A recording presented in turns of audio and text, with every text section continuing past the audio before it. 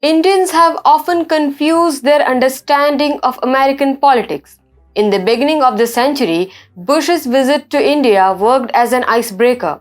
Then Indians got mesmerized by the social media optics of Barack Hussein Obama. Obama came across as an excellent human with empathy for a relatively weaker part of the world. Because Indians during the UPA era had an inferiority complex, they expected the democratic leader to be kinder to us. Obama also portrayed himself as a fan of Mohandas Karamchand Gandhi and Sachin Tendulkar, increasing his soft power hedge fund. Then came Trump, and Indians developed a penchant for friendship between Prime Minister Modi and President Trump. Subconsciously, love for this friendship turned into love for Americans. In 2020, Trump lost and Sleepy Joe came to power. His deputy Kamala Harris is of Indian descent. Most of us Indians rejoiced and expected India-US relation to reach new highs. Is it true or not? Or is it that Republicans are far better when it comes to relations with India? Thank you for joining me today. My name is Sabita Mishra and this is TFI Post. The countdown for the US elections has begun. New candidates are being announced. While Democrats debate who is the most vulnerable candidate to keep a puppet in the White House, Republicans have cranked up their candidature race. Earlier, the party was divided on Trump and Ron DeSantis, a refined version of Trump for many and the current Florida governor. While Trump has made it possible to fight elections on domestic issues in America, this time around, foreign policy is again going to play a big role in winning people's mandate. More specifically, candidates will have to assure the 330 million strong American population that their policies in Eastern Europe and Asia won't backfire. The main reason behind it is the failure of American deep state to establish China in its sphere of influence. By helping it get into the WTO, the US thought that it would democratize China. Instead, the American establishment got more authoritarian and China is tilted towards Russia.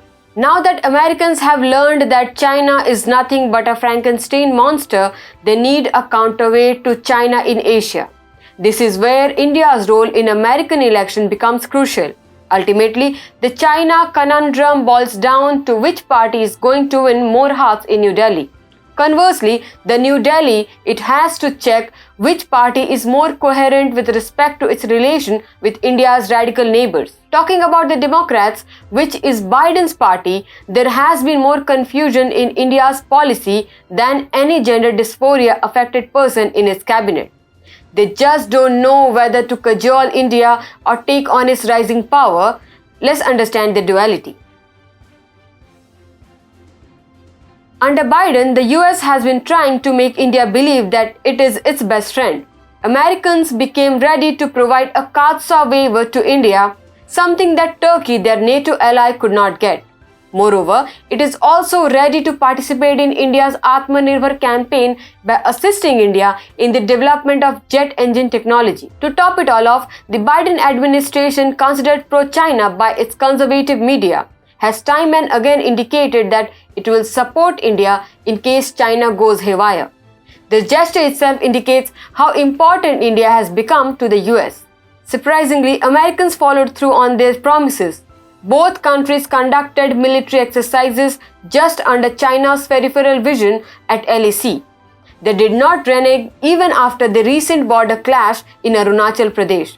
Recently, a bipartisan resolution in the United States was introduced formally supporting India on Arunachal Pradesh. The importance of India was evident in the way Sleepy Biden dashed to make himself known to PM Modi. It was in the midst of both countries being in the conflict zone over the Russia-Ukraine crisis. By that time, the United States was not happy with India's neutrality. Virtually n number of American officials visited India to understand its concerns. One of them is Janet Yellen, the Treasury Secretary of the Biden administration. They just couldn't understand how a country that they treated on par with Pakistan could take its own stand on it. To dissuade India from its stand, the Americans tried all sorts of tactics. On regular intervals, they released their reports regarding human rights abuse and religious fanatism against India. E.M. Jaishankar took charge on India's front and did not let these shake India's firm grip. Slowly, Democrats have been portraying themselves as understanding India's position on Russia. Anthony Blinken even went as far as to acknowledge that India has a historic dependence on Russia and can't put it away in a whisker. The US is desperate to replace Russia in India's defense sector with itself or any country of its choice. Happy? Your faith in Democrats must have been restored by these facts. Cute, it's not that simple. On the other side of the aisle is Pakistan, a country whose existential goal is to bleed India with 1,000 cuts. If a country or a party is India's friend, then it does not need to stand beside Pakistan. A condemnation of Pakistan should be ready at any moment's notice. That is not the case with Biden administration. In fact, it is the opposite of it. The Biden administration has emerged as a strong backer of Pakistan. Under him, the United States once again surpassed China as a leading source of FDI in Pakistan. Despite rising inflation, fuel shortages, and crumbling infrastructure, Biden has urged US companies to invest in Pakistan. Not only that, but the US is facilitating the return of IMF funds to Pakistan. As if financial assistance wasn't enough, the United States has made it easier for Pakistan to produce more terrorists. Pakistan is off the FTA's grey list thanks to the Biden administration. This has made it easier for Pakistan to obtain more funds, thereby fostering terrorism. A $450 million fleet sustained program for F-16 fighter jets have been authorized to arm these terrorists. The likelihood of Pakistan obtaining additional billions to fight TTP and use them against India is quite high. Moreover, for a brief period, Americans even supported Pakistan's historically false claim on Jammu and Kashmir. That is the duality of Biden administration and Democrats in general. They are considered closer to the deep state, and the deep state of permanent Washington thrives in chaos. Moreover, Islamists are among the voter bases of Democrats, which literally translates into more support for causes like Pakistan and Palestine rather than India and Israel. It was only when Republicans got hold of the US House of Representatives that it became possible to throw out radical Islamists like Ilhan Omar from the Foreign Affairs Committee. And here is the lesson for India. Unlike Democrats, one can zero in on any specific issue with Republicans. Unlike the scattered voter bases of Democrats, they are believed to have a stable vote bank to cater to, namely white Americans. For these people, living peacefully in the land of their ancestor is paramount. That is why there is a general distaste for Islamic radicalism, especially that is based in countries like Afghanistan and Pakistan.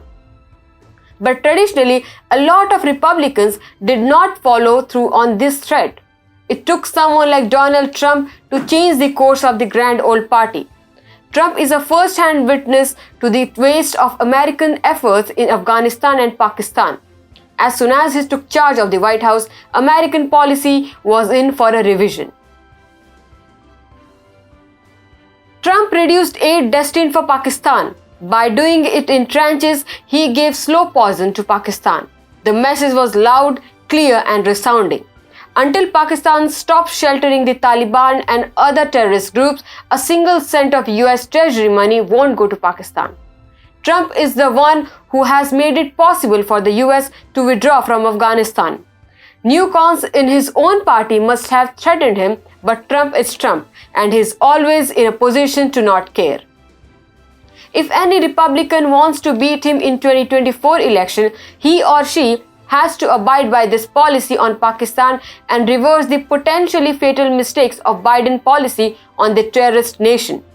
No matter who wins for the Republicans, whether it's Trump, DeSantis, or Indian origin candidate Nikki Haley and Vivek Ramaswamy, it is going to disadvantage Pakistan.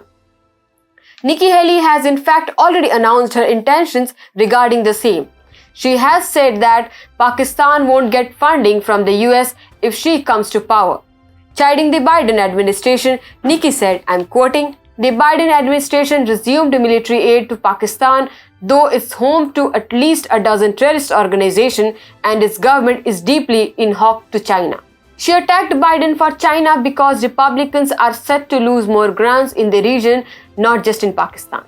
Credit for that goes to the Trump legacy. He is the one who identified China as the rising threat to world peace. It is his administration's idea to align with India in order to stop the rise of the paper dragon. The Biden administration is just trying to carry it forward with low intensity and utter confusion. The confusion leads to chaos, and it is not a trivial reality for Democrats. It is in fact a central reality for them. These people can't zero in on anything, let alone foreign policy. Interacting with them is always bound to cause confusion-driven anxiety in the other party.